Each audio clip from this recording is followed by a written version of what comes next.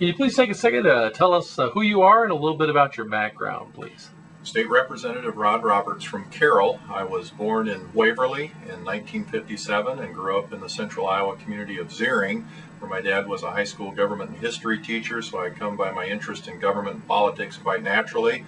My wife and I have lived in Carroll for nearly 25 years, where we raised our two children, a son and a daughter. And I currently serve in a statewide development position with the Christian Churches of Christ, and then also I'm a 5-term Republican state representative from Carroll. My legislative district includes all of Carroll County, the eastern half of Crawford County, and the southeast 4 townships in Sac County. Fantastic. Can you tell us why you're seeking the office of governor here in the state of Iowa? There have been a number of people, including 2 former Republican governors, Robert Ray and Terry Branstad, who have suggested that I am the kind of Republican who could make a very formidable and strong candidate in the primary field of potential GOP candidates next year, and could be a very formidable Republican opponent to Governor Culver. I have certainly the leadership ability and skill set that would serve me well as governor. I currently serve as one of the key leaders in the House Republican Caucus, in fact, and the senior member of the House Republican leadership team. So I have the respect of my colleagues in the Iowa House and have demonstrated leadership ability. And you put all of those things together, and I think I'm well prepared to not only run for governor, but to serve Iowa as their next governor. What do you think will be the 3 key issues in determining the next governor of the state of Iowa? I think people are very concerned about the way that the state's finances have not been handled very well. People expect elected officials, especially those who are in the legislature and that of governor, to be very, very thoughtful and prudent in how tax dollars are spent. Right now we're looking at a projected budget gap next year of almost $1 billion. And that's a significant challenge here in Iowa, and Iowans expect the governor to manage the state's finances well. And to deal with that budget gap, we're going to have to address, I believe, the structure of state government. And once in a generation, there's a moment where you need to reorganize and streamline and restructure state government. And I think that moment has once again come to Iowa, and we're going to have to deal with streamlining and reorganizing government if we're to effectively deal with the budget.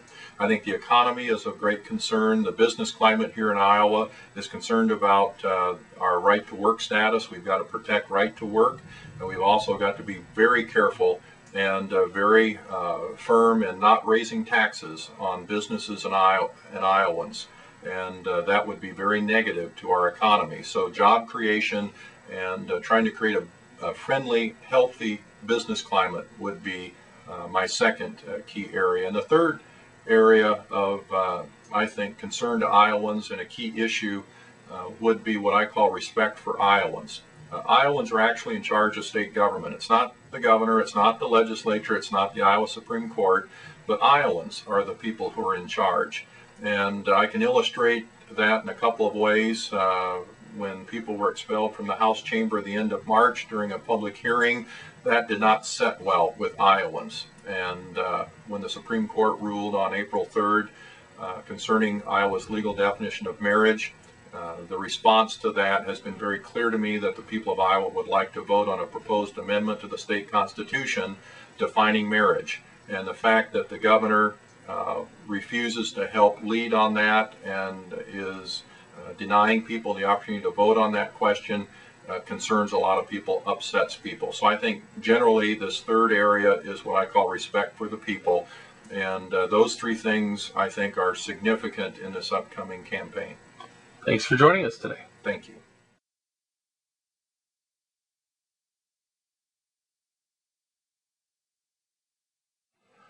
Can you tell us a little bit, first of all, who you are and a little bit about your background, please? Sure. My name's Chris Rants. I'm a state representative from Sioux City.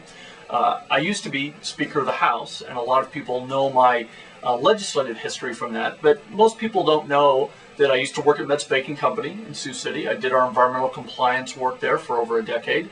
I'm married with 2 kids. I'm going to have a freshman in high school and a new middle schooler this year. So obviously education is very important to me. Been active in my church and community down in Woodbury County for years, and now I'm trying to take the experience I've gained in both the private sector and the public sector in the State House and offering that to Iowans as a Republican candidate for governor. And why are you seeking the office of governor here in Iowa? I think Iowa's in desperate need of change. We have record unemployment. More than 100,000 of our fellow Iowans are out of work. We have a budget deficit that is going to be crippling to our school districts and our local governments. And frankly, our kids' test scores are falling behind other states like New Jersey. I want to see all of that change.